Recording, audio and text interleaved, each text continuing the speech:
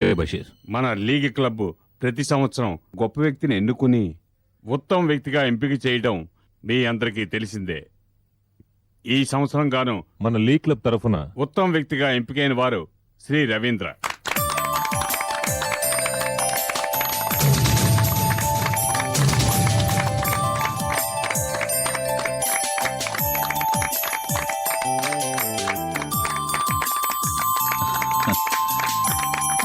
Thank you.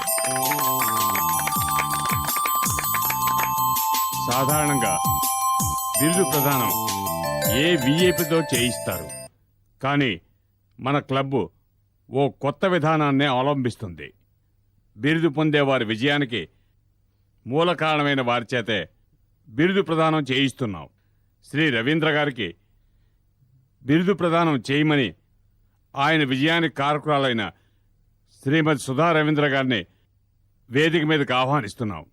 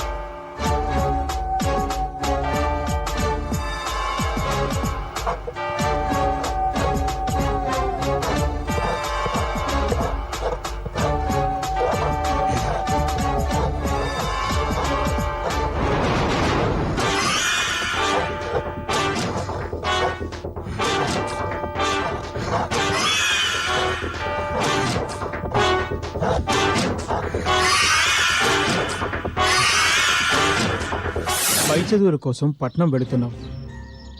అక్కడ మనుషులు మనలా ఉండరు. నువ్వు వెళుతున్నది బాగా చదువుకోవడానికి. నువ్వు బాగా చదువుకొని మనకి మన గ్రామానికి మంచి పేరు కావాలి. నీకు చదువు ముఖ్యం, అది గుర్తుంచుకో.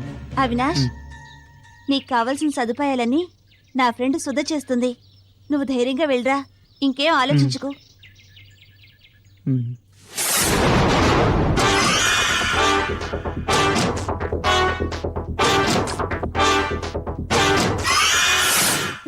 నా గురించే చెప్తావా? అక్క, నేను చెప్పలేదక్క. నువ్వు చెప్పకపోతే ఇంకెవరు చెప్తారా? నిజమక్క, నన్ను నమ్మక్క. నేను చదివి తీరాలక్క, అందుకే ఇవన్నీ సహిస్తున్నాను. నీ విషయం నేను ఎప్పటికీ బయటికి చెప్పనక్క. ప్రామిస్ అక్క, నన్ను నమ్మక్క.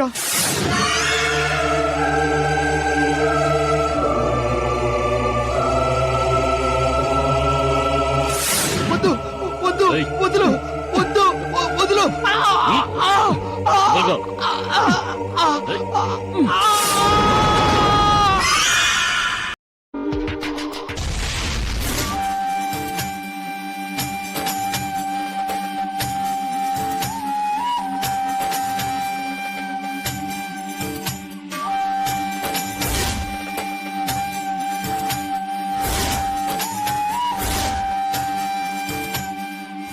షంగు సహోదరా, నర్మద నా సాయాన్ని నిరాకరించి ఆపదల పాలైంది. భైరవి ద్వారా నర్మదని కాపాడినందుకు మీకు నా